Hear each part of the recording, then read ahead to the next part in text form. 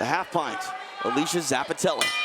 TJ DeSantis, Julie Kedzie, Memorial Hall, Kansas City, Kansas. Tonight, the site of Invicta FC 39. Footwork first. Get your footwork going.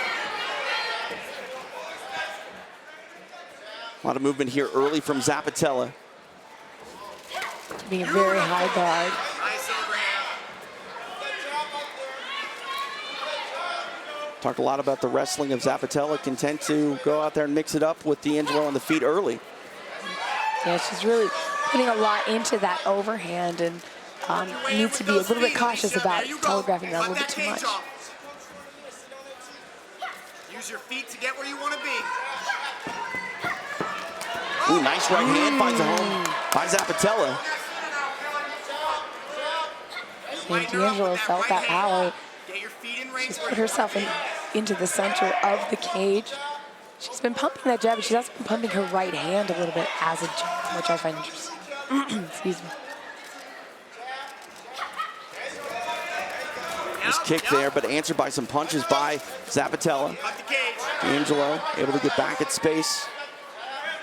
And that's the second time she's landed that right leg kick. And it looked like it was hard both times, TJ.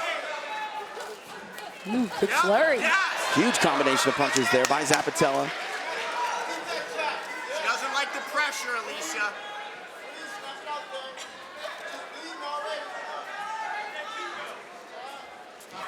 She doesn't like the pressure. And the kick launched by D'Angelo. Beautiful. Keep that pressure.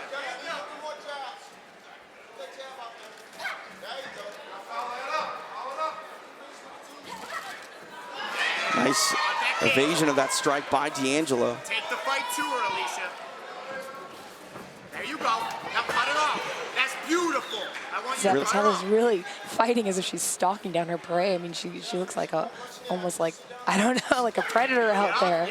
I like D'Angelo's use of movement, getting back out on that jab. I think she needs to stay out of range and get Zappitella to kind of rush forward a little bit to find her angle and turn her strike. Significant reach advantage here for D'Angelo, but Zappitella trying to punch her way on the inside. Is that how you get inside the reach advantage like that, Julie? Just throw punches in combination? I mean, it's one way of doing it, absolutely. You know, another way is kind of using the footwork to disguise, using the punches to disguise your footwork creeping up there. Oh, wow. Trying to attack off of that kick is Zappitella. She's really throwing a hard, you know, I was talking about her overhand, but she's throwing a nice, hard right hook. You don't see right hooks that often in MMA because they keep you very open. Oh, there's the first double leg attempt of the night for Zappitella. Zappitella unable to get the takedown off the shot, but able to get the clinch. Credit to D'Angelo for staying on her feet, now back at space.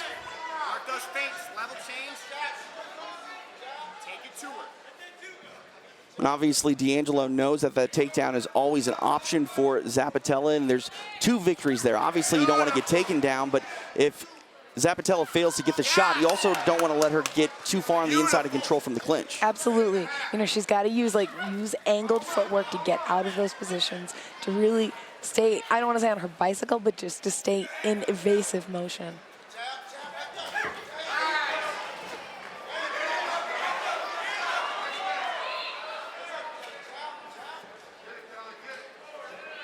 The level changes from D'Angelo, very smart right there. Take it to her, Alicia. Yep, pressure her. Yes! Final minute here in this first round. Yes! D'Angelo ties her up. I don't know if she's going to try a trip takedown or what, but that's an interesting strategy.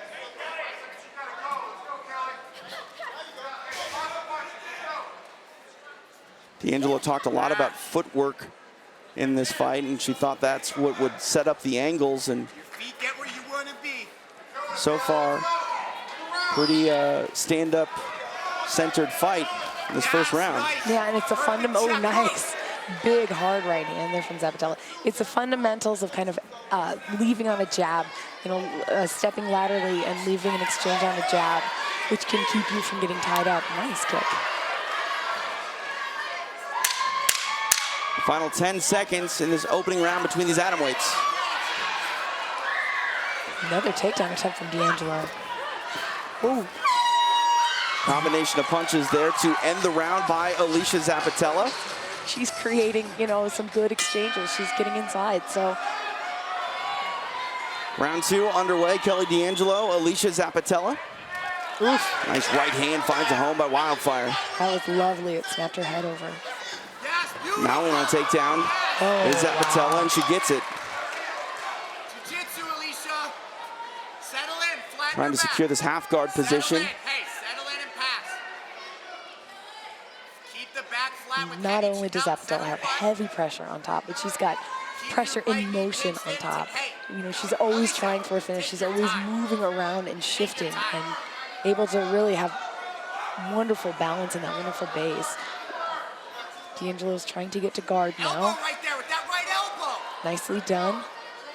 She loves the triangle. Zappitella stacked in this guard position, but got to be careful with D'Angelo bringing her legs high. Yeah, D'Angelo had her arms secure for a second where she had her wrists trapped. And you can see she's trying to set up a submission there, but Zappitella's staying very squat, very low. Nice elbow off her back from D'Angelo. Yeah, and I was wondering why she was letting the arms go, but looks like trapping the head to get those elbow shots can create a lot of damage. Hey, she still wants the armbar on your right arm, so land your shots.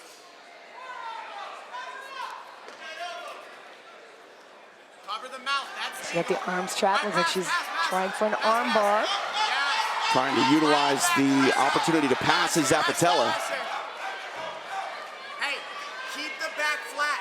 We talk a lot about the reach when it comes to the stand-up game, but it can also be a factor on the floor as well, and you can see D'Angelo now has her guard pass. I want you to take your time for me. And Zappitella has isolated that far arm. Nicely done by D'Angelo to go back to half guard. That's a good position to throw some hard elbows, though.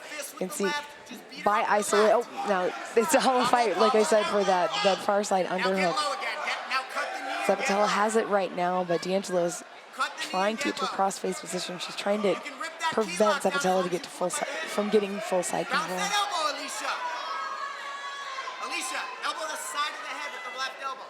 Coming up on the halfway point of this fight, Alicia Zappitella working some elbows to the leg of D'Angelo. Now trying to maybe isolate that arm, get a Kimura grip.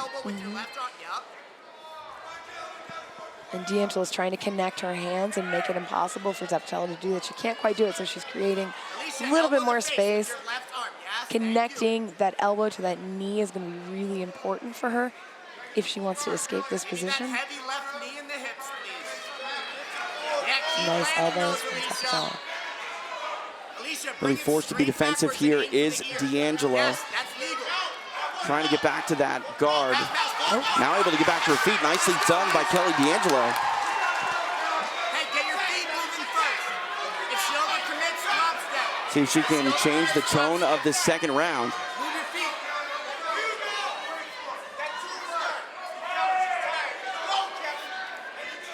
See how long Zappitella wants to exchange before maybe going back to that takedown, but we've really seen her mix it up with her striking in this fight.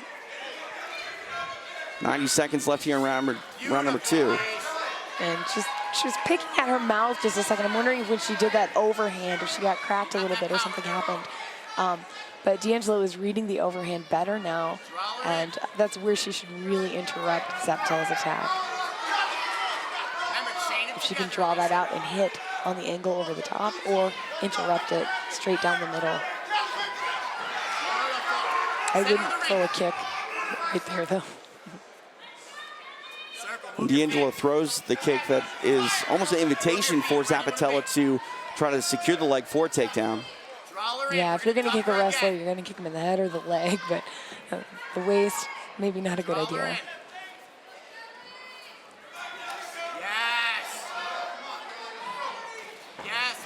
Jab finds a home for D'Angelo. And that's the thing, is settling in on those big power punches also gives Zappitella the opportunity to get underneath her. So she's got to stay cautious. D'Angelo behind that jab. Nice right hand. Followed by a left hook. That was good. Yes, D'Angelo coming forward with some strike kick to the body. You're landing Final every 10 seconds of the second round. Right hand, yep. 2, 3, 2.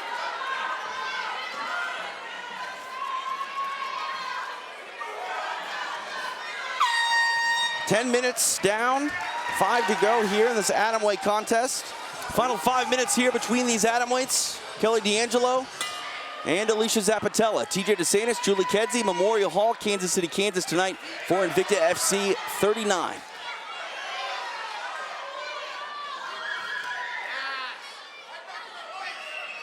Oh, kick just grazed the head of Zappitella, able to get the takedown off of it. Now Zappitella working to clear that knee.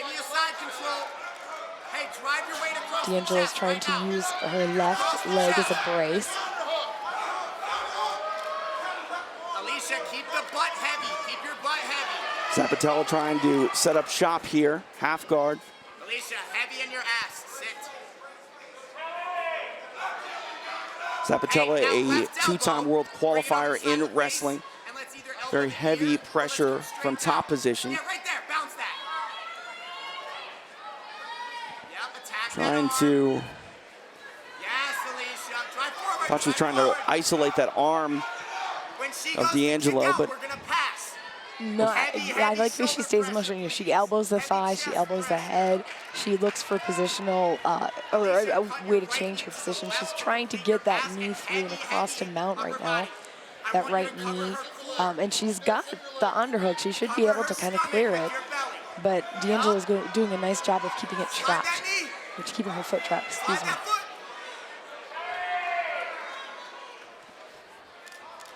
Show me that brown belt, girl. D'Angelo able to keep that half guard.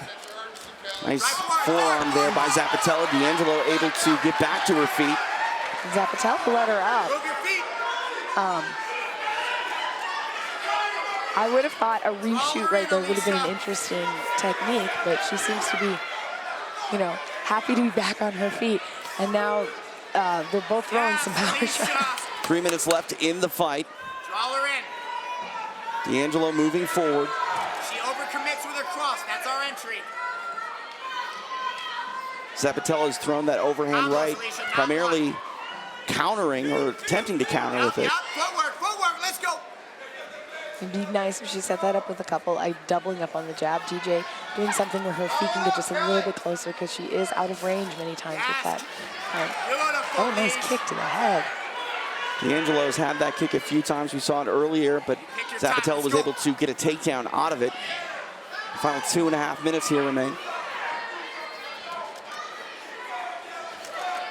You got cardio for days. Let's keep that hot pace.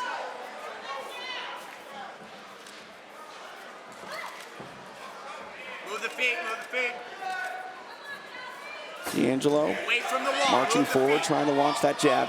And both fighters really trying to exit those exchanges on angles there, TJ.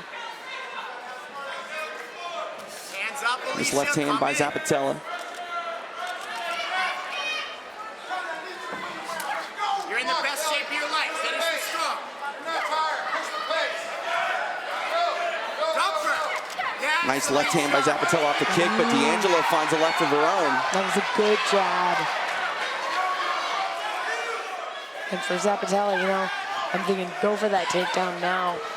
Staying on her feet this long is not, it's not hurting her that much, but it's not securing anything. D'Angelo's doing a nice job really sticking with that jab.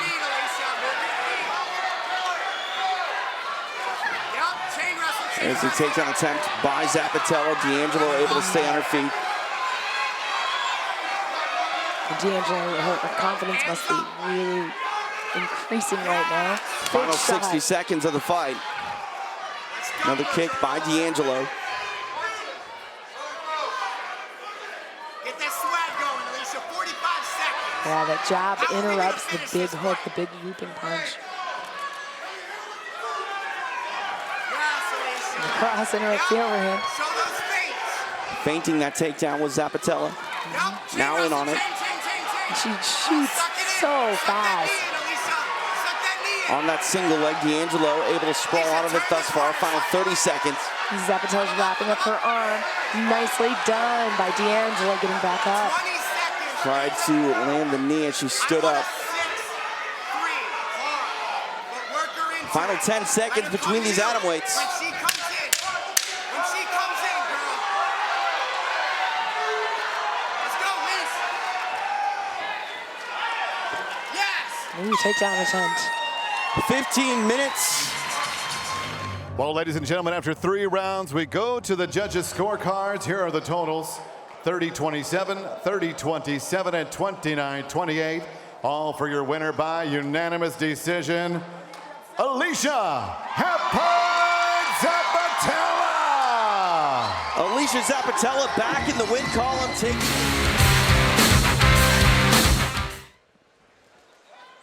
TJ DeSantis, Julie Kedzie, Megan Anderson, cage side tonight. Here in Kansas City, Leonardo coming alive with some strikes early. Now into this clinch. Nice side kick there. Leonardo said that she felt she would have the advantage on the feet and wanted to exploit that here in this contest.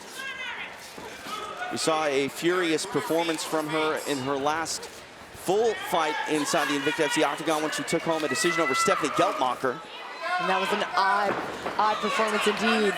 I like the positioning here. She did a nice job of reading the takedown attempt and now back to the cage, but in a position where she can spin off of it, TJ. Really driving forward now. Is Blanchfield, but reversed. Nicely done there by Leonardo. Megan, what does Leonardo need to do to sort of control these clinch positions down back in space? Really, in these clinch positions, she needs to be able to cut off the cage. Blanchfield is doing a phenomenal job of circling to the underhook and really being able to create space. And for Leonardo, she needs to shut that down.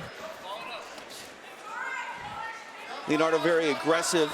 Of her 6 wins, 4 come by way of submission stoppage. Beautiful kick by Erin Blanchfield. Leonardo in trouble. Wow, that was beautiful. Not just a jiu-jitsu player is Erin Blanchfield. Great job by Marcia Da Silva letting Victoria Leonardo fight, but Erin Blanchfield trying to close the show. And Blanchfield's showing some vicious ground and pound, really angry elbows there. She's tied up the arms. Well, she had tied up the arms. I think she's trying for the back now, TJ. Good job at not being too aggressive here by Blanchfield. Now on the back of Leonardo. Just 2 minutes down here in this opening round. She's doing a really good job of controlling the position and not getting too high over Leonardo's head in case she can, you know, buck her off, if you will. So she's doing a really good job of riding high and really putting a lot of pressure on the neck and the head of Leonardo so she can't roll her and end up on the bottom. And if she does end up on the bottom, it looks like she's got that arm pinned just in case she has to go down, belly down arm bar there, Megan. But I love this tie-up with the wrist so she can throw those back elbows. It's very nice. Flattened out now is Leonardo. Got both hooks in. Right hands here by Blanchfield.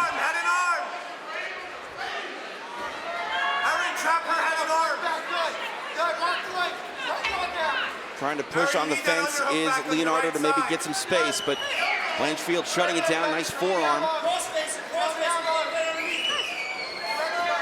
Trying to get a guard back. Leonardo is doing a really good job of creating just amount of space to be able to start getting out of those tough positions where Blanchfield is holding her. She's doing a really good job of using her legs to be able to create space in the guard, or really looking for that underhook to try and circle to the legs and get back up. In control here is Erin Blanchfield. Victoria Leonardo suffered a huge head kick the beginning part of this round, and now trying to get this choke is Blanchfield. She's wrapped up there pretty tight. You can see Leonardo, oh, she let go. Leonardo's going for that single leg. Oh, and going for the back herself. Credit to Victoria Leonardo for taking some punishment and still hanging tough and trying to get offensive here in the final minute and change.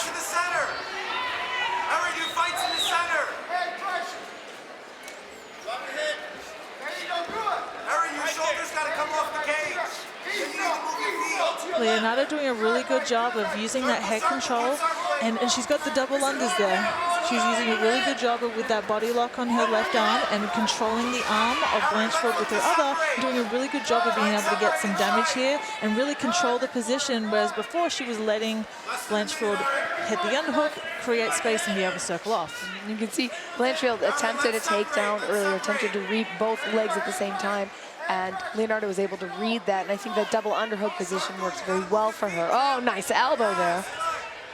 Leonardo doing everything she can to try to get some work in to maybe steal this round, but Erin Blanchfield definitely made a statement early on, final 20 seconds here of this opening round.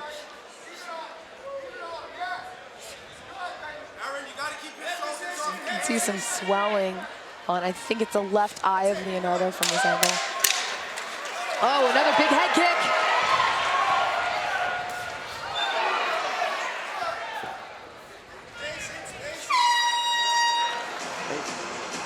Erin cold-blooded Blanchfield, Victoria Leonardo. See Leonardo coming alive here early. Oh, another head kick. Going for a lot of strikes now is Erin Blanchfield getting into the clinch, going for a takedown. Very aggressive with Blanchfield coming out in that second round. Right to that head kick again. Beautiful technique. And you can see what she was talking about, being more mean in the clinch when she's doing these cross faces. Nice attempt at that takedown. It was countered just a bit there, but Blanchfield wants us to know that she's a striker too. I like Leonardo's head position right there. I think she needs to do something very definite or definitive this round. In this clinch now, with Blanchfield up against the fence. Really putting the pressure on is Leonardo. Now trying to get a trip and a takedown is Blanchfield, able to get free. Now back at space. Leonardo coming high with the kick. And I like what you said, Megan, about setting things up. I think she really needs to set that up a little bit more. It was pretty telegraphed. Powerful kick, but really wasn't going to land. Yeah, and that's the thing with striking. It's very much about the feints, it's about the footwork, it's about setting everything up. And I think that's what, Blanchfield did a really good job with. And if you notice, every time she switches to southpaw, that head kick comes straight away. She's really setting up those small movements, those small angles. I think with Leonardo, she's throwing power in every single punch, and it does become a little telegraph. But I would like her to kind of cut more lateral movement and really set up that big right hand. She's got a lot of power. These flowers have come to fight, and Erin Blanchfield trying to close this out. It is done! Cold-blooded Erin Blanchfield stops Victoria Leonardo in devastating fashion. We can talk all day about her jiu-jitsu game, but Erin Blanchfield is a well-rounded mixed martial artist that will knock you out. Oh my goodness. Cold-blooded Erin Blanchfield getting it done in a highlight reel manner here in Kansas City. My goodness, the 20-year-old, a flyweight factor. And all I can think is Crow Cop saying left leg cemetery. I mean, that was beautiful. Like you said, Megan, she would switch stances and immediately that kick was there. It was ready to throw. She really was reading the distance, the range, hit it several times, and then finally wore it down, and we got that final knockout blow. Well, ladies and gentlemen, the end comes officially. 2 minutes, 6 seconds, round number 2. Referee Marcio La Selva puts a halt to this bout. Your winner by KO victory out of Elmwood Park, New Jersey, Erin Cold-blooded Blanchfield. Erin Blanchfield getting it done by knockout. TJ DeSantis, Julie Kedzie, Memorial Hall, Kansas City, Kansas, tonight for the first fight card of 2020 for Invicta FC. Decoursey in the green and purple, Mahalik in the black with red trim. Throwing a lot of fakes and feints, get that overhand in. Into the clinch, nice knee there by Decoursey.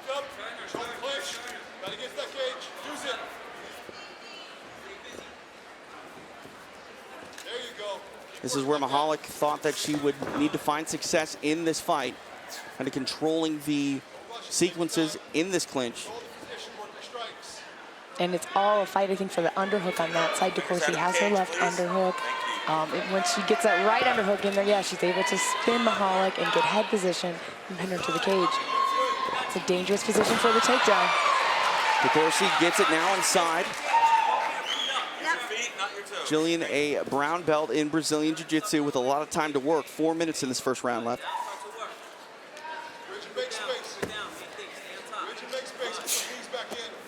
Now it's all about Mihalik staying in motion and creating space, not letting Decoursey get a hold of her neck. Oh, I like the way Decoursey was pinning her head down there for a second. She's got the neck. It looks like she's got a guillotine in there. And not tight enough, apparently. And Mihalik's pushing her to the cage. When we talk about that clinch game of Linda Mihalik getting this fight to the floor, it's not like it's an easy path to victory getting Jillian down on the floor. She's very dangerous from her back, and Mihalik trying to test that skill here. See if she can get her down and pull her away from the fence. She's extremely dangerous off her back, and she's right now what she's doing with the cage is very, very smart.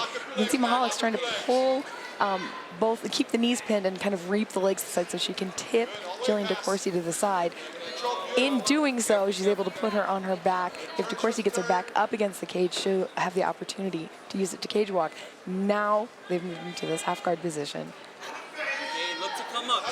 Trying to land some elbows to the body there a moment ago was Mihalik.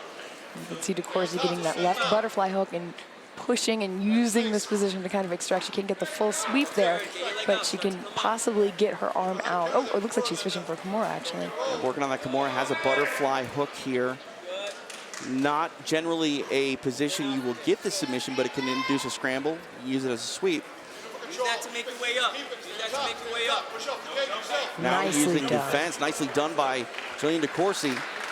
And still has that Kimura grip to a certain extent. We'll see if she elects to go for it or she lets it go. Yeah, I think it would behoove her, to let it go and to push on the head like she just did to get underneath the head. Mihalik's got two hands on one against Decoursey, making her at risk for a sweep if the cage wasn't in the way. Before, Decoursey was able to kind of climb the cage like a spider and get around. That's not really an option for Mihalik, excuse me, right now. But I like the way she's fighting for that wrist and she's trying to strip there. Nice elbow there from Decoursey. Keep her down. Underhook that arm. Keep her there. Mihalik trying to get a base underneath her, back to her feet. 90 seconds left. These athletes make it back to the feet in the clinch. Nice head positioning there from Decoursey. Mihalik staying around. Ooh, big knee. One clinch here for Decoursey. Mihalik on the defensive. Now Jillian with that underhook gets a takedown. That was a nice leg sweep right there when there was control with the wrist. Clear the arm. Final minute of this opening round. Now for Decoursey, it's all about staying patient, extracting that arm. I like the way she's using her head as kind of a pressure point, as a fulcrum to pull through. Nice elbow over the top from Mihalik. She really needs to get her legs in motion and be on one hip or the other, stay on an edge, and keep Decoursey off balance. Using the cage is smart right there. If she could wedge that knee or that shin across the hips.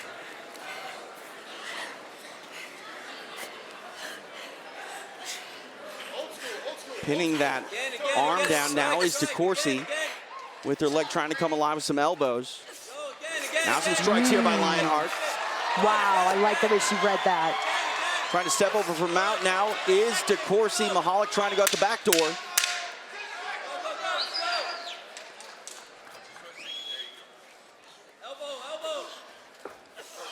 Mihalik getting to her feet. Back underway. Atomweight's inside the Invicta FC octagon. And I think she was pretty smart to say it was going to be a fight, in the clinch, or the clinch was going to be extremely important, but I think she should stay at range and strike.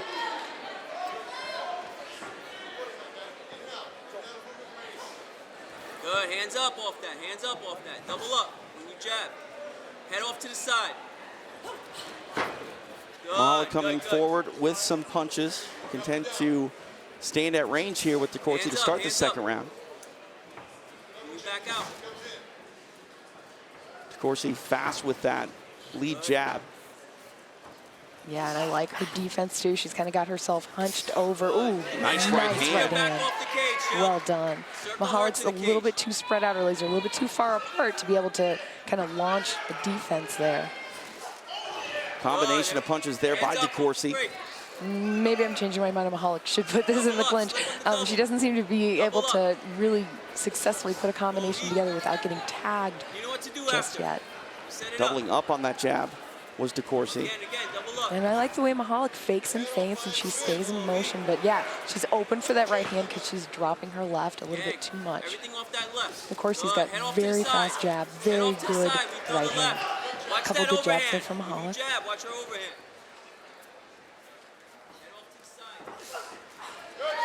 Now Mahalik getting on the inside, finding that clinch. You really see the difference in clinch styles here between Decoursey and Mahalik. I love that fight for the wrist. You know, it's all about getting control of the hands. Once you're on an underhook like that, the overhook game has to be about creating space, where the underhook game has to be about tipping people over, like playing with balance, right? Good. Strike to get it. Strike to get it. Good. Again. Kind of like the utilization of the head by Jillian Decoursey here. Love it. It's keeping Mahalik pinned. Nicely done, too. When she comes off of it, she comes immediately with the strike. I'd like to see Mahalik throw maybe some teeps, some long foot jabs, something to keep Decoursey at bay.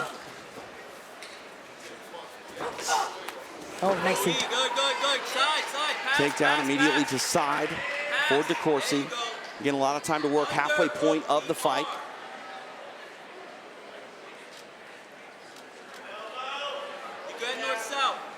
And Mahalik's using her legs to create kind of a structure to push against Decoursey. She's trying to wrap up, looks like a reverse triangle there. I don't know if she has control of the arm to be able to do that. Decoursey reads it and is now in a sort of modified north-south. Now trying to go for maybe a knee bar, trying to get that leg isolated is Linda Mahalik. Decoursey wise to it. Yeah, and if not for, or not use the knee bar for her submission, it would be a good place to sweep and just commit to sweeping her there, but Decoursey is all over her today. Left knee. Hand to elbow. Good. Pin the arm. I like the positioning here of Decoursey. Trying to get back to that half guard. Able to do so is Mahalik. And Decoursey, you know, she pushes with her head, just like she was on the cage. She pushes with her head, finds a strike, pushes with her head, adjusts her position. Mahalik's coming up. It looks like she's trying to come up on a single leg, is unable to. Decoursey pushes her back down, but now you can see Mahalik is going for a full guard. She's able to extract that leg.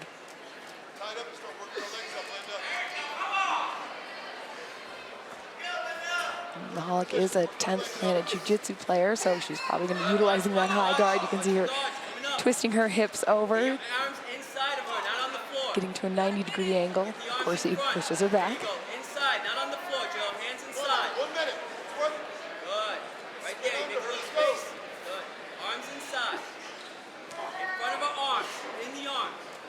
Very compact here in the guard is Decoursey. And so much of being successful in top guard is either being able to do ground and pound and pass really well, or read the hips and stay tight to the hips so that your opponent can't lock a submission on you. I like those elbow attempts from Mahalik.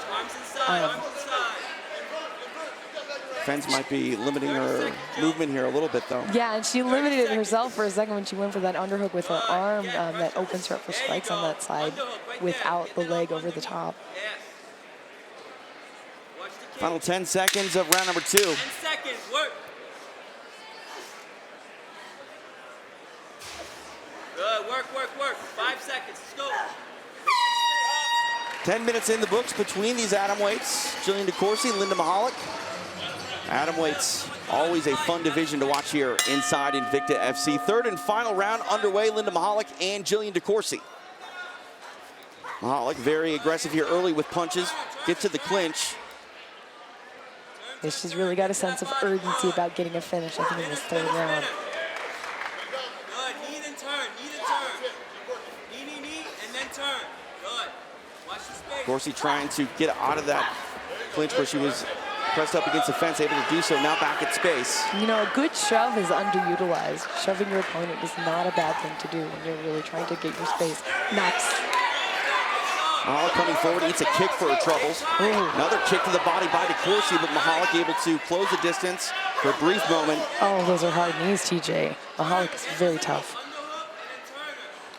Mahalik trying to make this a hockey fight while Decoursey showing off some of the knees there. Mahalik had that underhook and immediately went down to try to get that single leg. She wants this fight to be on the ground. Now she's trying to that ankle pick. Well done. You can see Decoursey's already trying to position her hips back up against the cage or away. So that, oh, nice strikes there from Mahalik. Decoursey able to get back to her feet. We talked about the sense of urgency in the corner of Linda Mahalik that definitely was heard by their athlete as she's really going for it in this third round. She is, and you know, that wasn't maybe the prettiest takedown right there, but she did get Decoursey down, and she's in a position where she can throw more strikes if she can free her right hand because Decoursey is trapping it. She's around the head though. Decoursey, I mean, and that puts her in danger. Now on the back is Mahalik, one hook in. Decoursey trying to roll through. Yeah, what she needs to do is really concentrate on getting belly down now and not let Mahalik get an underhook with her left hand. Almost inside the guard is Decoursey.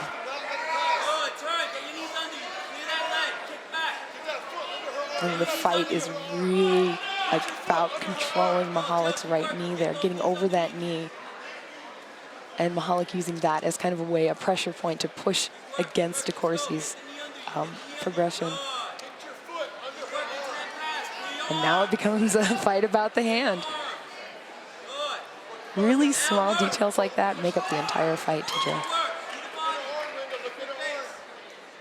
2.5 down here in this third and final round. Jillian Decoursey on top of Linda Mahalik.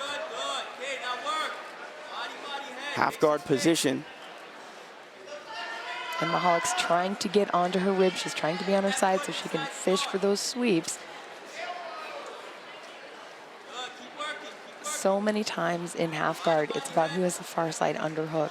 So far, it's Decoursey. But Mahalik's pushing on the head. She's trying to create that space, and she's also using her legs to rock Decoursey a little bit, keep her from establishing a completely solid base to pass run. Nicely done from Decoursey. Oh, and full guard from Mahalik. We saw that urgency early in the round by Mahalik. Now in this closed guard position, we'll see if she has something off of her back here to try to make something happen in the final 90 seconds. You can see she's cut 90 degrees. To, she's got the arm strap to try and get an arm bar, but unfortunately, Decoursey pulls right out of it. That's a move that, you know, you need to be explosive right there. You need to snap that thing on. Mahalik rolling down, trying to get up on that single leg. She was able to earlier. Nicely done by Linda Mahalik.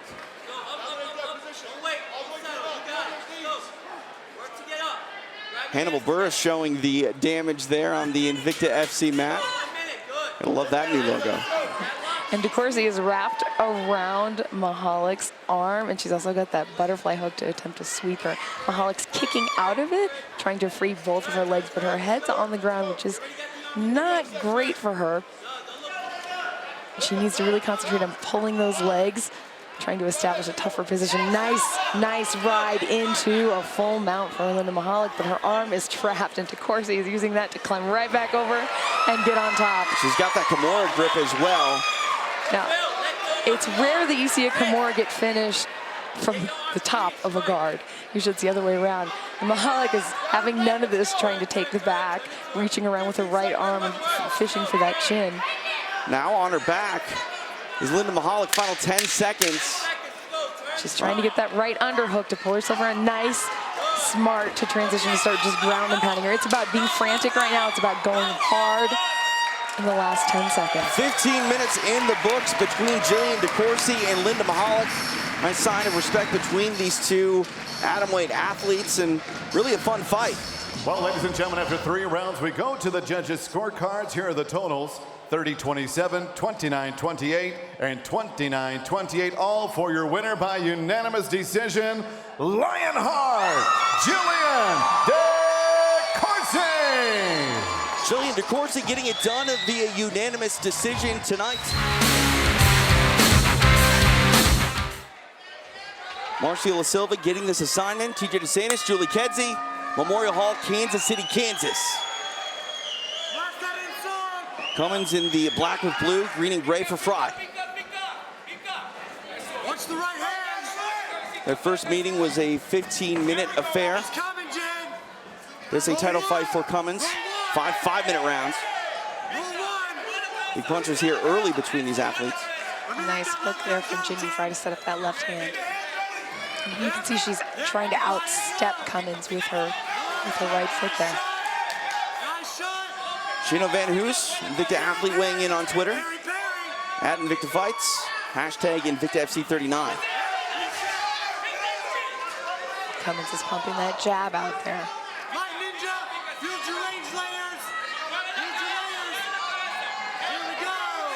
Into the clinch, knee by Cummins.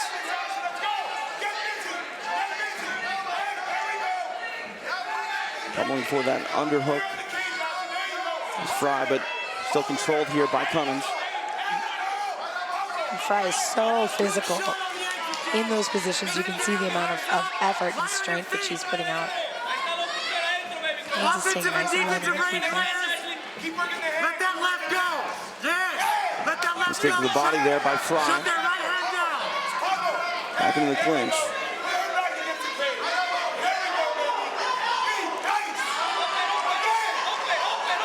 Good head positioning there by Smashley.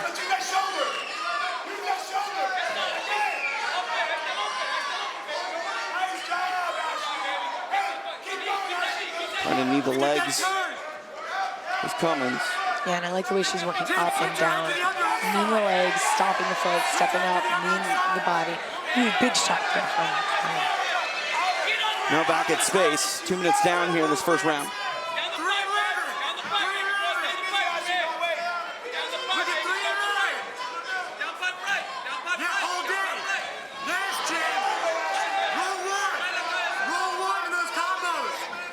It's just such a frenetic pace with that.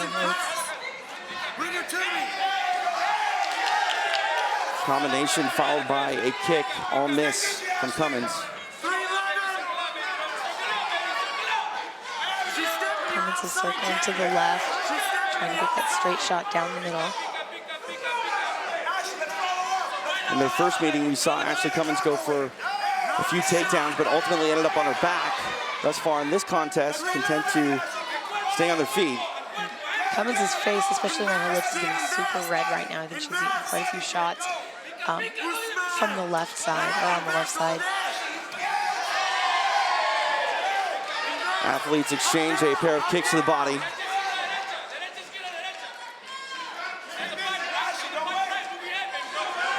Pawing that jab is Cummins, but eats a kick to the body, fires off a kick of her own. And that is a hard shot right in there and deliver right under the elbow that can stop a fight, and that can slow you down and exhaust you.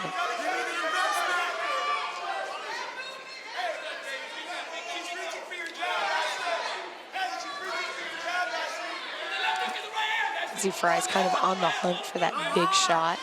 Staying cautious. Ashley's trying to really coming in with her right hand. I think it's smart. Pumping that jab, hitting that right hand, and then exiting quickly.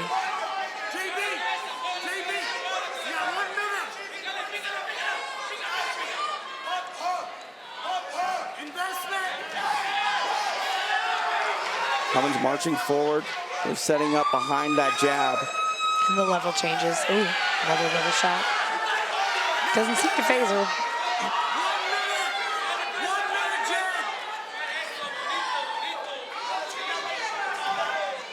Nice kick to the lead leg of Cummins by Frey.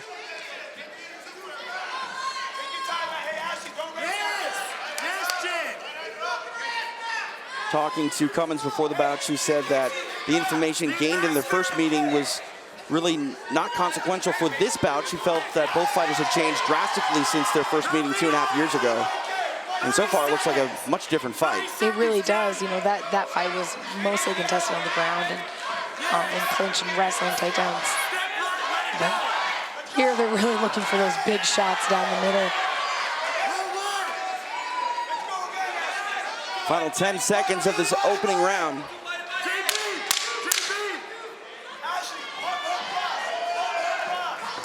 Nicely done. Big right hand. You can see blood coming from the nose of Jimmy Frey. Solid end to the first round by Ashley Cummins. You can see the demeanor of Frey. Not her typical self as she enters round number 2. You gotta wonder if some of those are sort of really hard inside leg kick. And that can interrupt those right hands from smashing. You gotta wonder if those are gonna start adding up, if she's gonna throw those a little bit more. You see the pace here of Cummins eats a hard left hand from Frey. A lot of volume here from Ashley, where Frey throws less but more powerful shots. And what Ashley's doing nicely is throwing the kick on the same side after the punch. Usually, you know, you kind of see this cross action, a jab to a right leg kick, but instead she's throwing cross to a right leg kick. And that can really throw off somebody's innate kind of sense of what your balance is, your read. Frey went for the takedown there, settles for the clinch.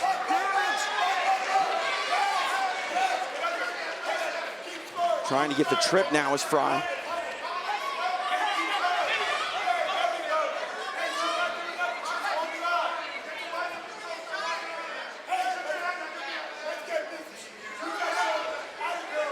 She's doing a nice job of keeping her head low underneath the shorter fighter.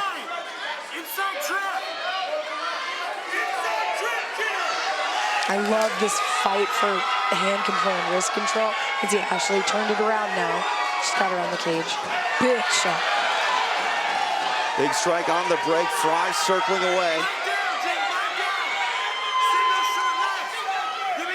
Really different body language from both fighters. You can see the confidence, I think, of Cummins growing here in the second round, but Frey far from out of it.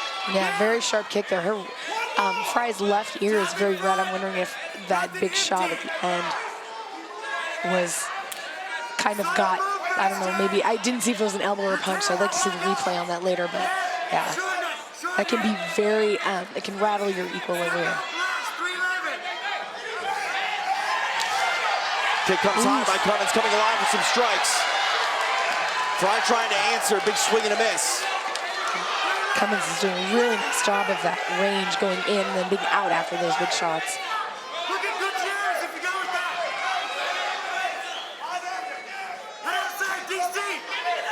Cummins really utilizing that jab, doubling it up. Ooh. Nice left hand finds a home by the former champ Frey. Frey has a lot of power with her left hand. Not afraid to eat one to give one. And now in the clinch. Kneeing the thighs is Jinyu Frey. Nice utilization of that head on the inside. We're seeing some blood. I'm not sure who it's coming from. I know Frey's nose was bleeding earlier at the end of the first round, but can't really tell because Cummins ate a pretty big shot. Cummins able to get off the fence and put Frey into the cage. Now back at space. A cut over the right eye of Ashley Cummins. And that's one thing about Frey is when she smells blood, she really hones in on it. She really hones in on that sense of urgency. And that right eyebrow is definitely cut from Ashley Cummins. Doesn't look like it's impairing her vision yet. But as you mentioned, it's definitely going to be a target for Jinyu Frey. It's smart of Frey to be attacking that front leg. Ashley Cummins coming alive with some punches and kicks.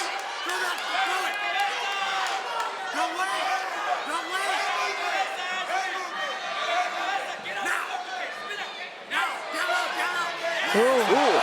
Wow. Cummins dropped there with a solid shot. Frey into the clinch now.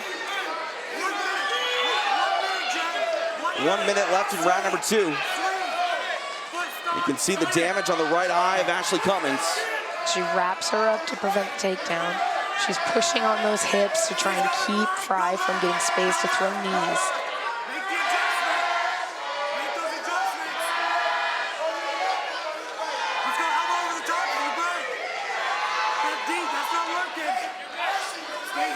Content to work from this clinch is Jinyu Frey. 30 seconds left in the round. Ashley trying to initiate a trip off of the cage, able to get free. You saw Frey braced on her head as if to throw another big knee, but Cummins was able to strike and move out first.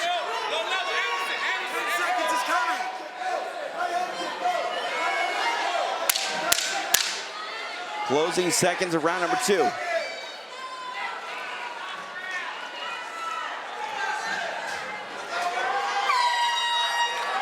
Two down, 3 to go in our main event. The cut man will now have his hands full as he goes to work on the right eye of Ashley Cummins. She's a police officer by day. It will take a lot to rattle the demeanor of Ashley Cummins. Third round underway. 5 scheduled.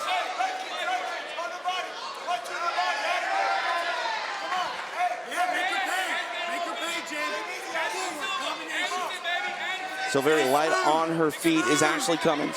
And that's the game she needs to play. Lots of level changes, never staying in one space because, man, that left hand just rattled her. Nice kick there by Cummins, followed up by some punches. Jinyu Frey looking to close the distance, trying to get the clinch.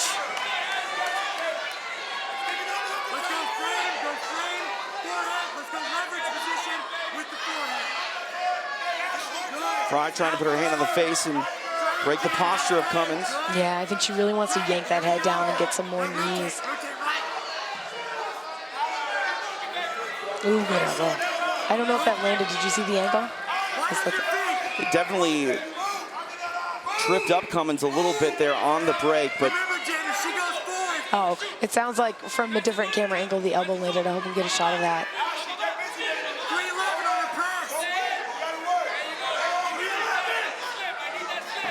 Cummins still coming forward, trying to find a home for that jab. And Frey staying deliberate, looking for those targets. Nice knee kick to the body there by Frey, and nice punch lands on the chin of Ashley Cummins.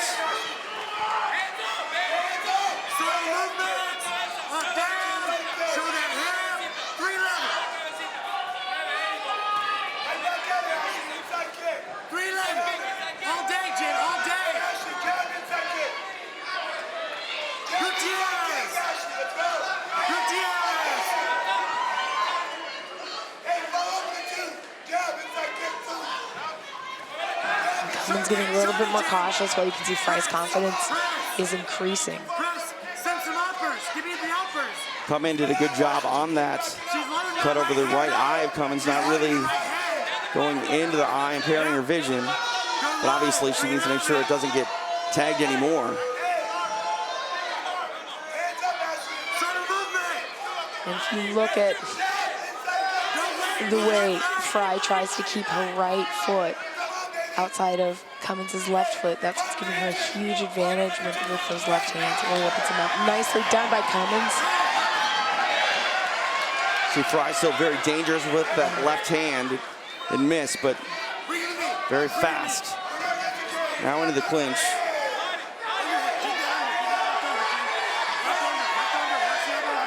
And again, it was a tough weight cut for Jinyu Frey, but always in phenomenal shape, and it'll be interesting to see if this missed weight cut has any impact on her cardio as we go later into this fight.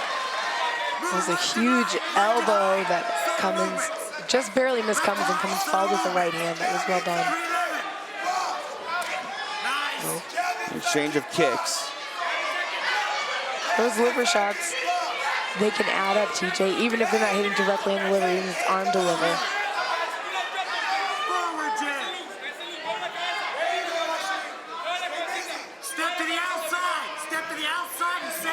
Feigning the level change there is Ashley Cummins. And I really think that works very well for her when she does that.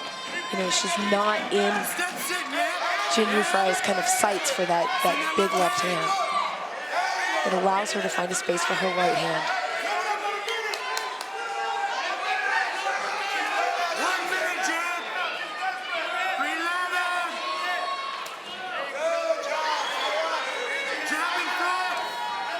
Kick to the lead leg of Frey by Cummins, and Frey tries to come over the top with the left hand.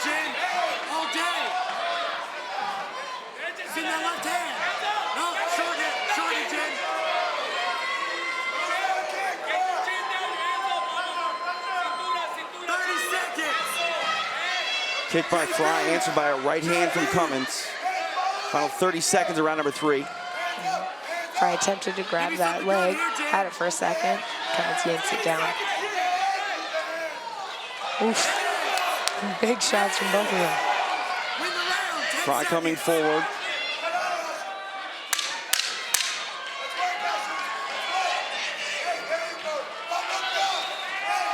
High kick by Cummins. Right hand. 15 minutes in the books. Headed to the championship rounds here between Ashley Cummins and Jin Frey.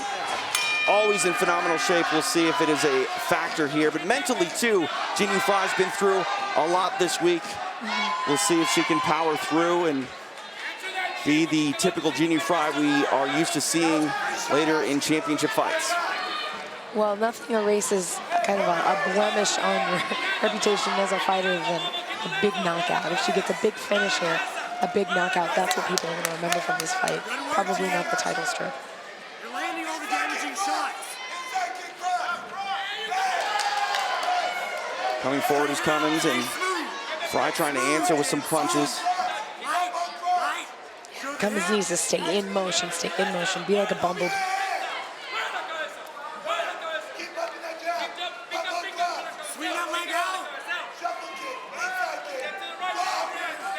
Kick heavy with her offense here as Ashley Cummins to start this 4th round. Combination of punches, moving forward and smashing. Kick to the lead leg, Cummins by Frey. Those really do add up, those inside leg kicks. They make it hard for you to plant on that front leg for a power shot. We talked about how this was a different fight from the first. Nice right hand by Cummins. Really neither athlete trying to get this fight to the floor, where primarily the first fight took place there exclusively.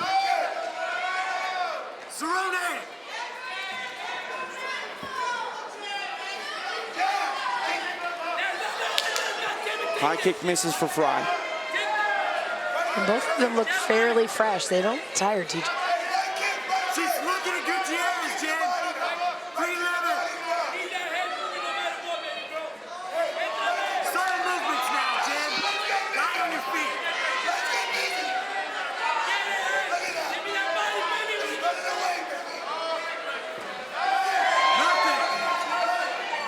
Do you expect a change in strategy here from either athlete as we go later into this fight? Maybe one of them going for a takedown? Yeah, I think in the last 30 seconds probably of this round, there's going to be a takedown attempt. But it looks like, I mean, we're tying up into the clinch now. Maybe they heard you.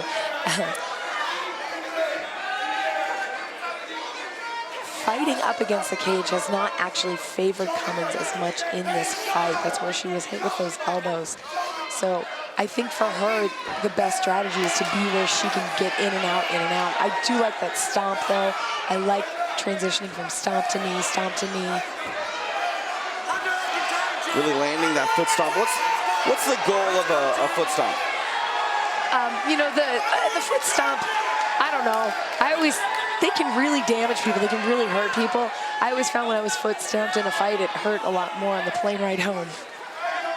Robert Sargent checking in on Twitter, talking about the score of this fight. Deep into round number 4. You never know what the judges are thinking, and Jin Frey trying to make that a non-factor with a combination of punches there. Yeah, upping the volume on those punches. I really liked that uppercut hook. I hope she throws that again, just a little bit closer. The one thing to keep in mind when it comes to scoring a fight like this is a very pro Ashley Cummins building. So every time Cummins finds the mark, the Memorial Hall comes alive and explodes with applause. And that's not the same thing for Jinh Frey when she finds the mark, and sometimes that can sway judges and leave an impression that one fighter is landing more significantly. It can sway judges, but Jinh Frey does not like to be doubted, as we've learned in the past. And you know, when people are rooting against her or thinking she's not doing well, she usually turns the volume up, and it can actually bring out a better Jinh Frey.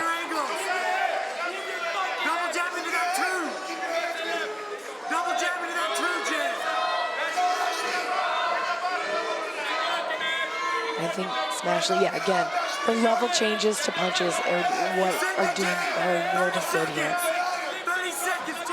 Really coming alive with some heavy punches now is Jinh Frey. Cummins standing in the pocket, trying to exchange as well.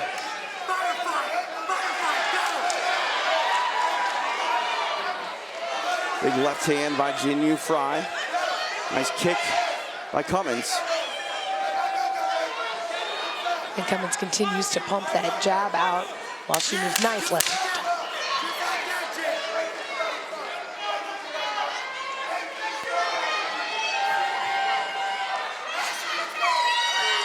Four down, one to go in this, our main event of Invicta FC 39. Ashley Cummins, Jinh Frey. The Atomweight title on the line for Ashley Cummins. A lot on the line here, Julie, in our final 5 minutes. Yeah, it is exciting.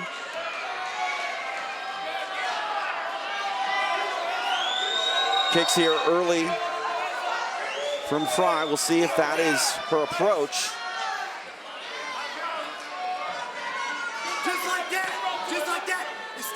Calling that jab still is Cummins. Circling away from the power side of Frey.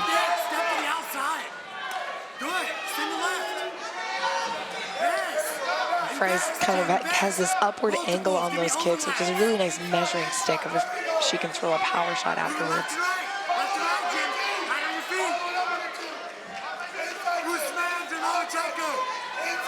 Can't say enough good things about the job the Cutman has done over the right eye of Ashley Cummins. That happened early in the fight and really hasn't been a factor. No, not at all. Probably hurts a little.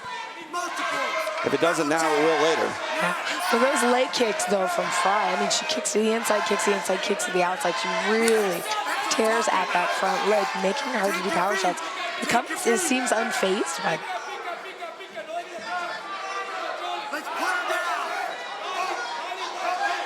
Nice left-hand combination of punches by Frey.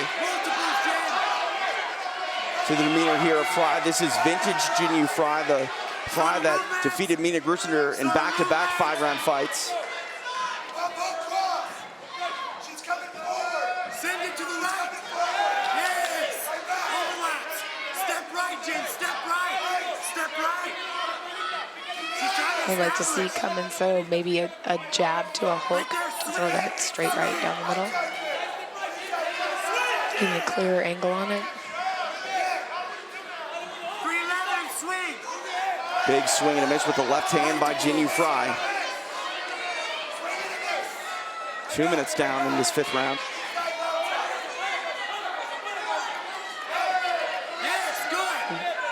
That looked like a hard hitter shot. Oh. Nice. Oh. That was a really nice takedown defense there by Jinh Frey. It was a fast shot by Cummins and spinning it around into that knee.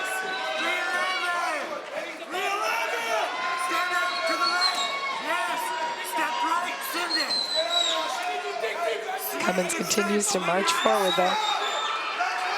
Swing right, sir. Multiples, take your feet.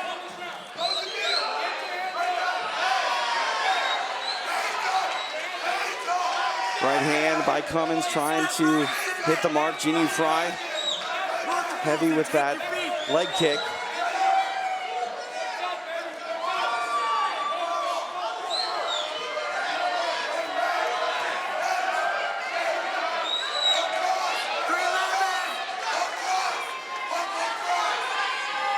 Under 2 minutes remain in our main event.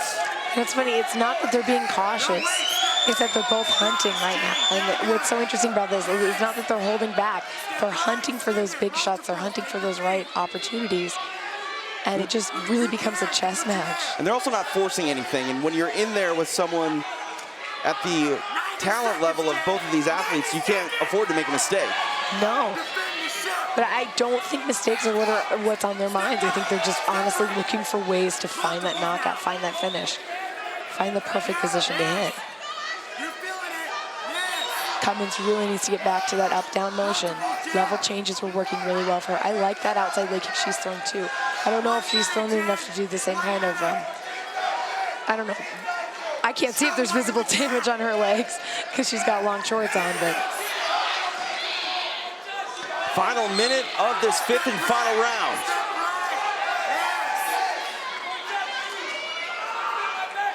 The big statement could go a long way for either athlete here in this contest. Oh. Big kick there by Jinyu Frey. Cummins looks unfazed. She continues to move forward. And you gotta wonder what that says in the judge's eyes. Left hand finds a mark for Jinyu Frey. Yeah. And a vicious expression on her face as well. Jinyu Frey, I think, is fired up here in this final 30 seconds. Right hand by Cummins.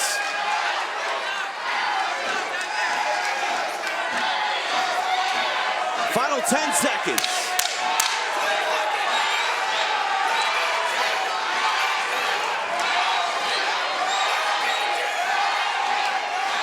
Big shots. 25 minutes in the books. Ashley Cummins, Jinyu Frey. Well, ladies and gentlemen, after 5 rounds, we go to the judges' scorecards one more time. Kansas City, put your hands together for both of these fighters inside the cage tonight. All 3 judges score 48-47 for your winner by unanimous decision from Arlington, Texas,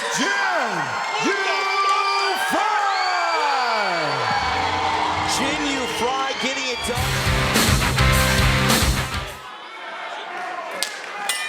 Here we go, underway. Pearl Gonzalez, Miranda Maverick. Maverick in the white with pink. Maroon for the Chi-Town Princess. Maverick said that she classified herself as a striker. We'll see if she elects to employ that here early on. So far, Gonzalez is pushing the action. You know, when she ran by her entering the cage, she yelled, "You're gonna die, baby," which is indicative of her frame of mind right now. Gonzalez talks about her mindset in mixed martial arts. Has had to battle a lot, the loss of her father. Oh, hard kick to the body of Maverick. Like had a nice left leg side kick, or excuse me, right leg side kick there. Along that jab is Gonzalez. Now Maverick coming forward. Now in on takedown, nicely executed by Miranda Maverick.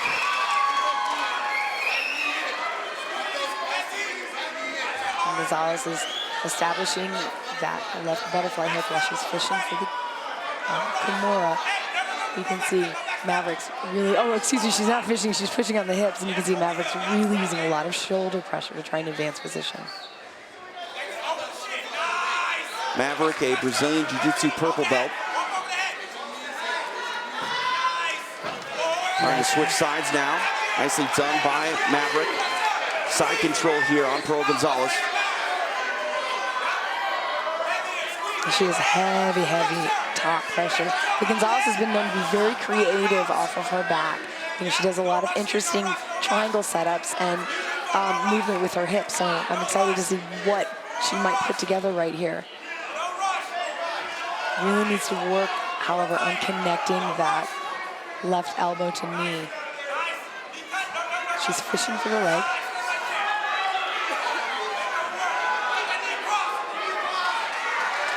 They get base underneath her now is Pearl Gonzalez. But Maverick still in control of the position. Now trying to take the back. Nicely done by Miranda Maverick. A lot of time to work here. Touch over 2.5 remains in round number 1. And she's high on Pearl Gonzalez. She also has that underhook, so there's strikes right there. Maybe not super powerful, but extremely annoying. And they build up over time and allow her to get to a position where she can insert that hand. I like that she's trying to control the wrist. The striking Viking, Caitlin Young, checking in on Twitter. Wanted to see this one hit the floor, and it's there now. Touch over 2 minutes remain in this opening round. You can see it's a leg battle right there with Pearl Gonzalez, trying to get to a position where she can get her hips to the ground, get her, basically her rear end to the ground, which is going to establish a base in which to flip over.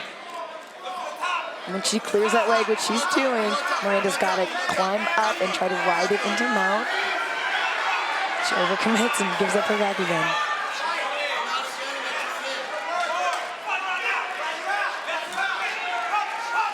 Maverick able to get on top here. Now landing some left hands. Trying to roll through is Gonzalez, but Maverick trying to squeeze now on Pearl Gonzalez. And she's not under the chin, she's across the mouth. That is extremely uncomfortable position.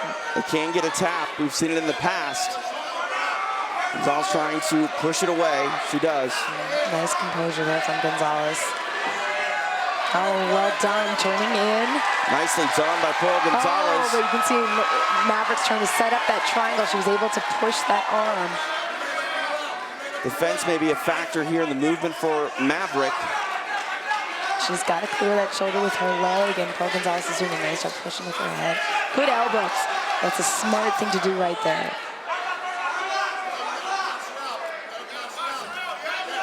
Gonzalez trying to exploit up with posture to clear that choke. She does, comes down with a hammer fist. A little over 30 seconds remain in this first round. Pearl Gonzalez now in top position, trying to land some punishment. Still needs to be careful though with someone as dangerous as Miranda Maverick, but Gonzalez now finding some left hands. Oh, big shots. Now Gonzalez trying to get the back of Miranda Maverick. The armbar coming here for Gonzalez, trying to grab it. Time not on her side though. Maverick able to get free. Miranda Maverick said that she felt like she could be classified as a striker, and she mixed things up though, going for a takedown. We'll see what she wants to do here to start out round number 2. And the thing about that takedown is it was so smooth that, Pearl Gonzalez has got to be a lot more cautious of those, and it might actually open up more opportunities for Miranda to strike.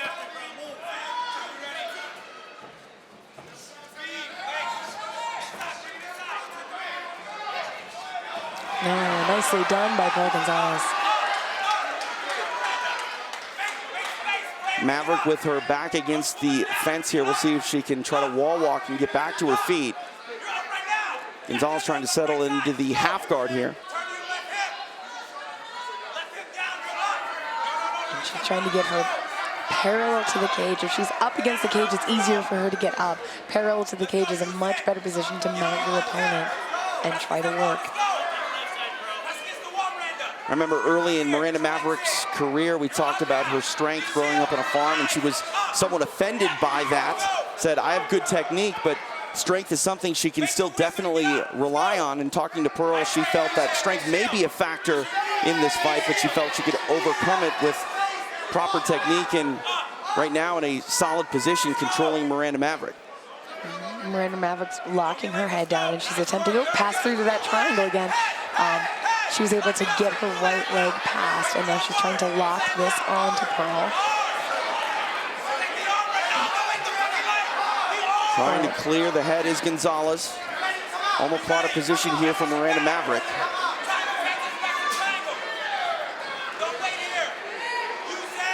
Not a submission you see often in mixed martial arts executed, but one that induces scrambles and changes positions. Yeah, and it sets up some really nice sweeps for the person on the bottom. Really, this is kind of a battle of those legs. And credit to Pearl Gonzalez for not getting swept in that position, still in top position. Still in top position, still trying to get Miranda Maverick's back, and Maverick's back up on her feet with double underhooks. Gonzalez trying to pummel on the inside. And she's got right underhook now.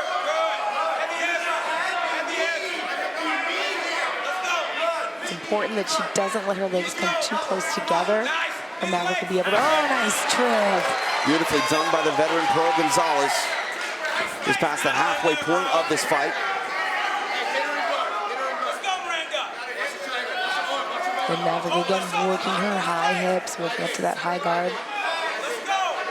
Looking to keep the head trapped as she sets up submissions.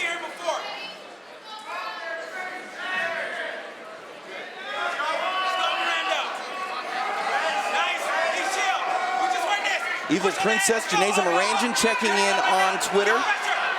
She's always watching Invicta FC.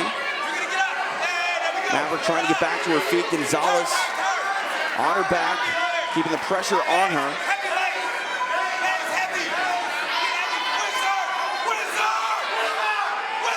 Nicely done by Maverick to get to her feet. Gonzalez doing a good job at not letting her get away. You can see Gonzalez was trying to trip her right now, and now she drops her levels for a double leg, but she's maybe a little bit too far out, can't connect her hands, and so tries to transition to the single. Maverick can put a lot of pressure on her neck right here. Oh, nicely done. She uses that position to spin her around, keep her head down, and throw those knees.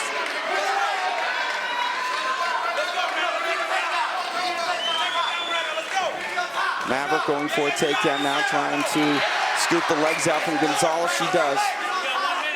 And she's keeping her Gonzalez's knees pinned together like that, making it impossible for her to really get a balanced position to withdraw her hips from. What Gonzalez needs to do is she really needs to free those hips, really get those knees, at least one knee past. Inside the final minute of this second round. And Miranda Maverick has actually trapped Gonzalez's own arm. She's across the Gonzalez's back with that arm, holding her wrist. And transitions to mount. Gonzalez trying to push off the fence, inducing a scramble, but Maverick lands in mount, securing the position, trying to throw some elbows. And Maverick has vicious ground and pound teacher. You can see she's tying that arm up, but when she can't immediately swing for the arm bar, she just goes back to striking. Very solid way to end the second round for Miranda Maverick. Gonzalez is staying in motion. Oh, gives up her back. Final 5 minutes ready to go between these flyweights. Pearl Gonzalez, Miranda Maverick. This is our co-main event of Invicta FC 39. TJ DeSantis, Julie Kedzie, Memorial Hall, Kansas City, Kansas. Gonzalez taking the center of the octagon. High kick there by Maverick.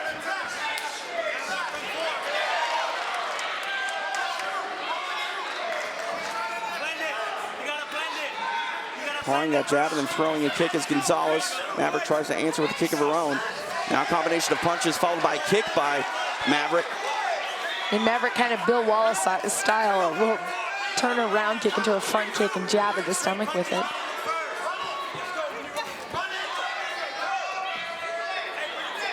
Oh! Spinning back fist there by Gonzalez, and Maverick ate a lot of that strike, but is able to get this position here on the back of Gonzalez. On the back and attacking that leg. I like the way she's sagging down like that so she can drop her levels without risking much. Big slam. Stacked inside the guard here is Maverick, trying to put the pressure down on Gonzalez. And Gonzalez is working up a high guard, but still pressuring the hip with her right foot. Oh, never mind.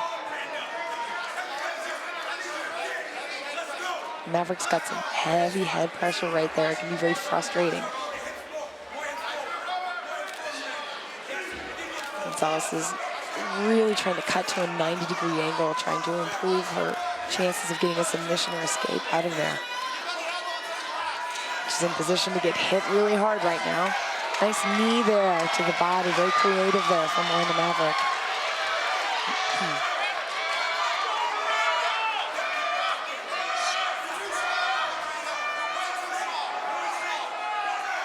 3 minutes remain here in this final round. Full side control here for Miranda Maverick.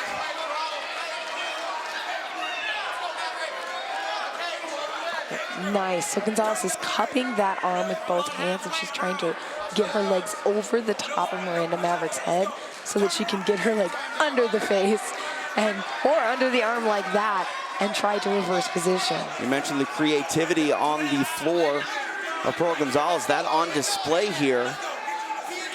Yeah, by weaving her leg through like that, she's keeping Miranda Maverick from really attacking her very hard there. Touch over 2 minutes remaining here in this third round. Maverick able to clear that leg. Gonzalez is staying in motion on the bottom, still attacking one arm. I'm trying to figure out what exactly she's setting up right there because she's risking a lot. Actually, it looked like she might have been going for a knee bar. Gonzalez trying to get back to her feet. Maverick not letting her breathe. Less than 2 minutes remain. Got to believe there's going to be some urgency here for Pearl Gonzalez to get free and get some offense going in this third round. And for Maverick to immediately go into a takedown attempt after getting back up, it's such an exhausting thing to get back to your feet and then have the reshot. Maverick's hands are connected. She should be able to land this. And she does. 90 seconds left in the fight.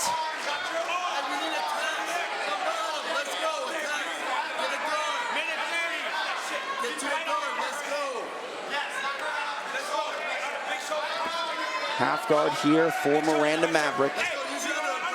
And Pearl Gonzalez is moving her hips over, trying to get to an edge, trying to connect elbow to knee so she can brace out and get to a guard.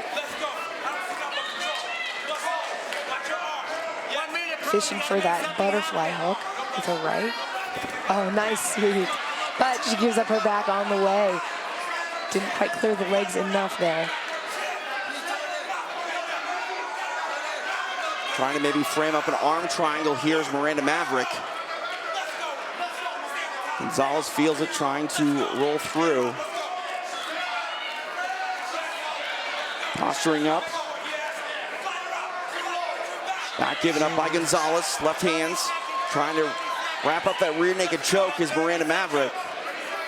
She's really sticking to her like a burr, like trying to get that rear naked choke, but when it doesn't work, just letting herself roll around and kind of ride Gonzalez's momentum. Final 15 seconds of this third and final round. Controlling Pearl Gonzalez is Miranda Maverick.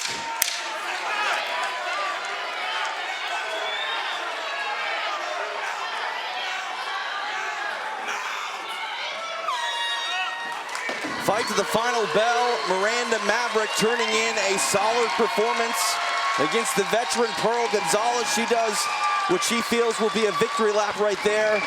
She wanted to make a statement, prove that she truly is the #1 contender. She took on a very tough Pearl Gonzalez tonight.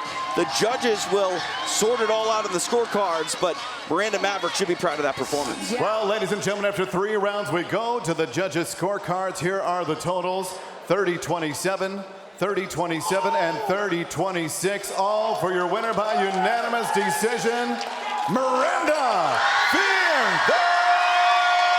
Maverick!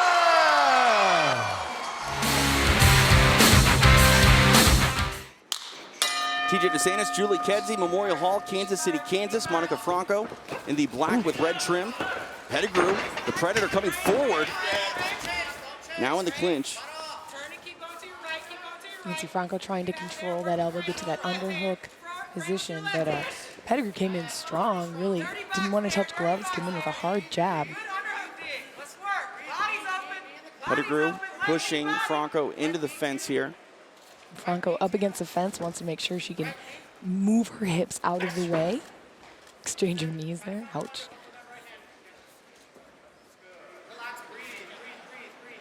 Franco with sort of an underhook, which she's losing now on the right side. She's losing it, but you can see she's trying to get to a position where she can jump the back. Not quite there yet. She's wrapped around the neck, but she is able to spin off of the cage. Punches there on the break. Pedigrew coming forward. Franco unleashing some hands. Pedigrew's just kind of stomping forward, head down with those hooks, taking some punishment and continuing to progress forward. Really trying to get this takedown early is Pedigrew. Franco's pushing on the head there to create leverage so she can get to her feet. Is unsuccessful. Oh, back is taken.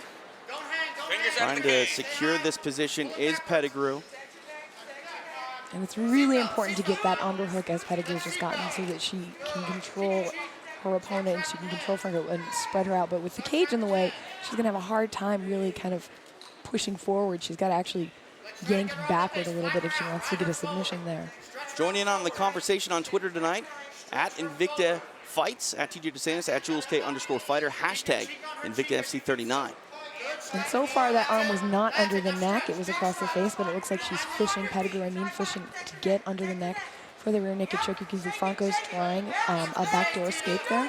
Trying to move her off from the top of her. Very patient and relaxed thus far is Franco. Maybe going for an arm bar now is Pedigrew. Yeah, that arm was extended. She left it extended all the way down. You can see Pedigrew's trying to go belly down arm bar. Franco kicks over the top to try to defend it and relieve some of the pressure. Coming up on the halfway point of this round. Pedigrew in business with his arm bar, sticking with it. Get ready to be first. That's it, don't squeeze here. Hard to see the angle of attack. Now she's free. And now Franco trying to get top position. Pedigrew still pushing forward and going in on this takedown. Yeah, she's really determined to keep Franco on the ground. You can see the way she spun around there. Franco's in a good position to kind of pick that head up, but she's got to get her hips free and on the other side or her back will be taken again. Now back to the feet. Still engaged in this clinch battle.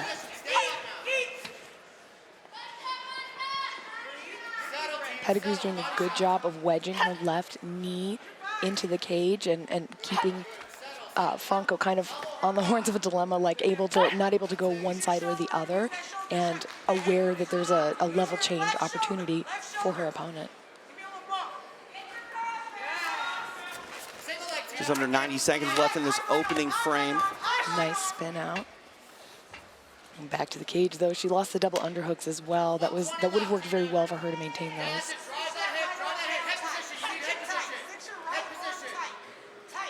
Pedigrew really keeping the pressure on Franco here in this opening round, constantly moving forward and forcing Franco to react. Yes, I'm really loving that hip wedge position. Maybe not the way her hips are not underneath her exactly for those takedowns. She's giving too much space to Franco, and Franco's taking advantage of it and able to get off. Nice right hand by Franco on the break there. Coming alive is the line. Pedigrew coming forward, back into the clinch.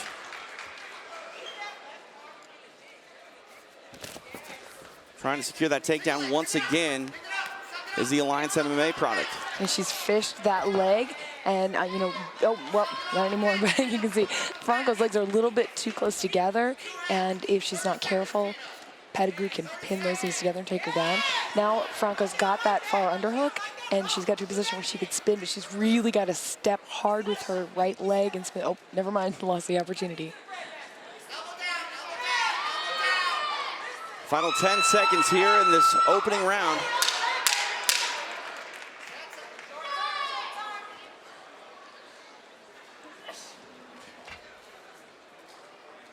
Very determined is Pedigrew. 5 minutes in the books between these bantamweights. You mentioned she's very determined. Tina Pedigrew really only has one direction she moves, and that's forward. Yeah. Our opening bout of Invicta FC 39.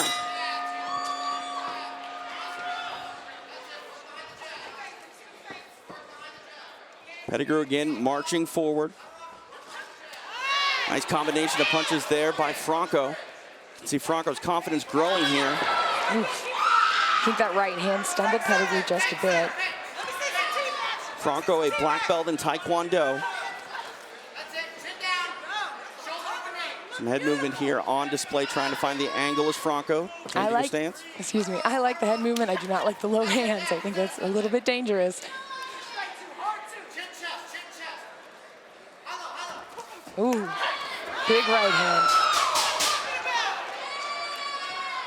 And she's definitely sensing Pedigrew's possible overcommitment to these shots and, desire to get her to the cage and working off that angle and cracking her.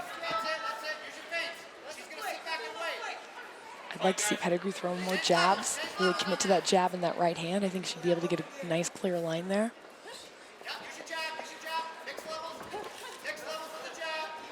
And the output here of Pedigrew is slowed a bit, but still, again, marching forward, never really taking a step backwards. 1-2 combination there for Pedigrew. I like that overhand.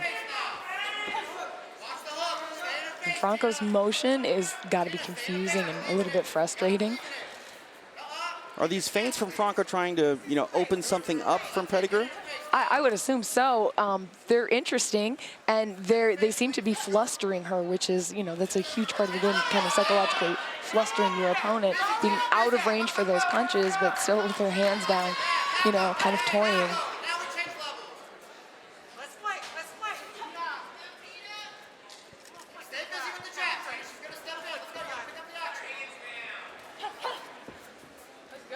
Much different feel to the second round than the first.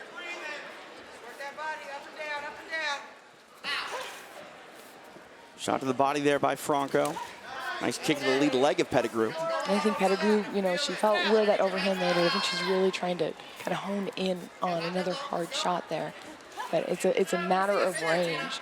The way Franco's moving, she's not really giving her a target. Nice kick there. See Franco almost turning her body 90 degrees to Pedigrew there. Yeah, and that could be the setup for a front leg side kick, which can be pretty darn devastating. Nice round kick to the body.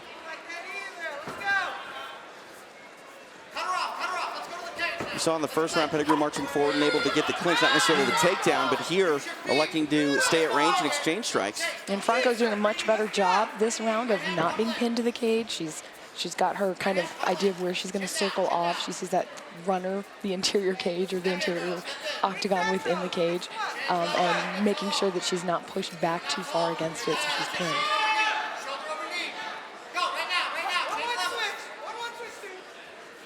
I think they both have a sense of each other's power. Hard kick there by Franco to the body of Pedigrew.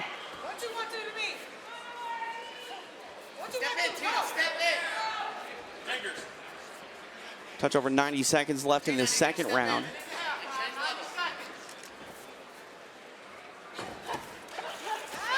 Nice combination of punches there by Franco. Really nice combination. And actually the footwork entry from Pedigrew was good, but she should have used it to throw. She actually got herself in range, and that's where Franco was able to counter.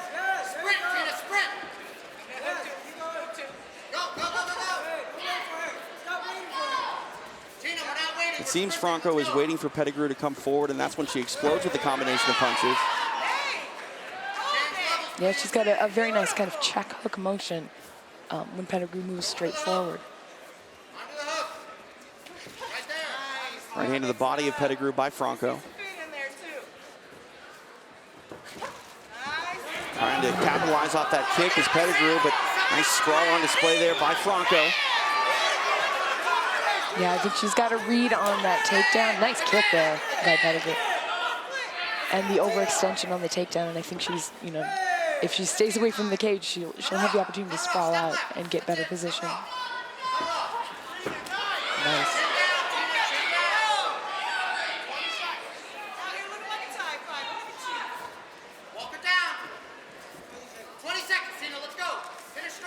Final 10 seconds of this second round. Oh, spin hook kick. Franco, high risk maneuver there, now on her back for it.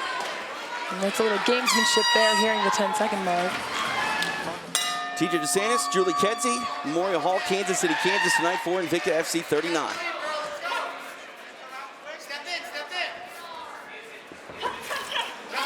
Nice left hand finds a home there by Franco. Now really going for that takedown again is Pedigrew.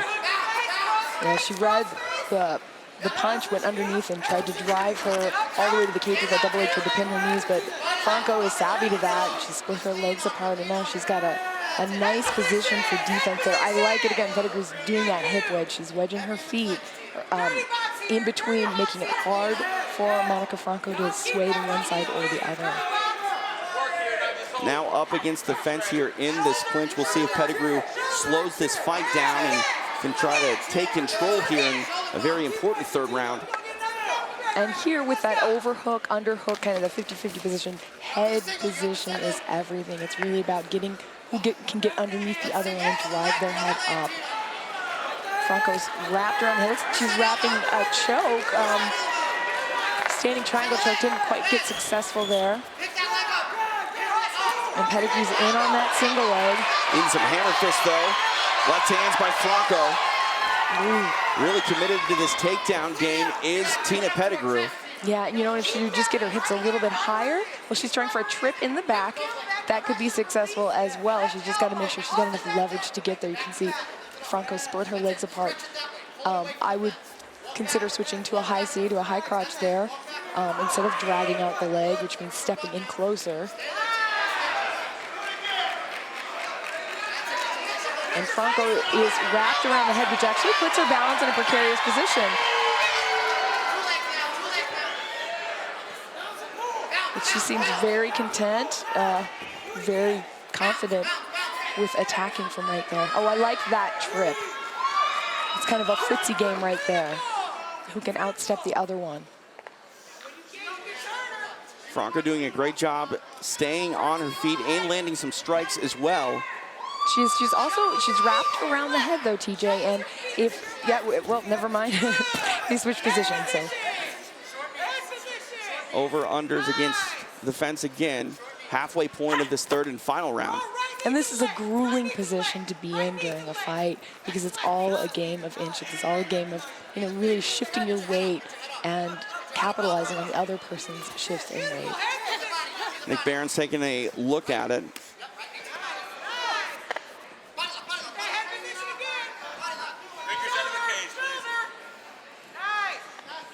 And it's interesting, you know, again, I'm talking about where they put their heads in all of this. Really, when you have that overhook, you want to bury your head underneath. You can see a lot of core strength coming from Pedigrew. That might be her gymnastics background. I mean, she is stretched out, but she's extraordinarily strong right there. You know, she doesn't seem to be ready to give up.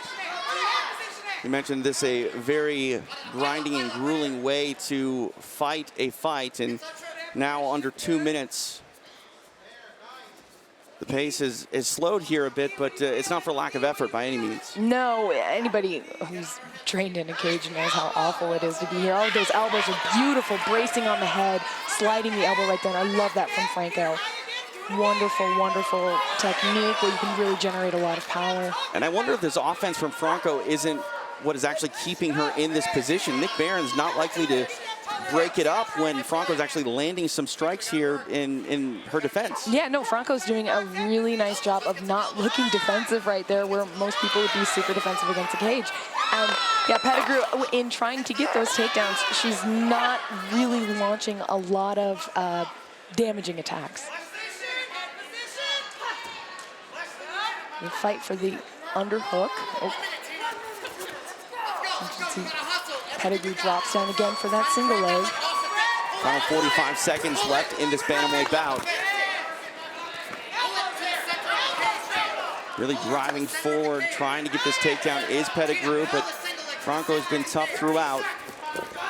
I think it is kind of a matter of maybe trying to turn the corner. I liked when she was trying for that ankle pick earlier, but Franco read that. That shoulder pressure too, that's got to be, you know, pretty intense. It's keeping her pinned. Nice spin attempt there from Franco. I think that's opening up because of that left underhook. Final 10 seconds. Respect to both for a hard punch game.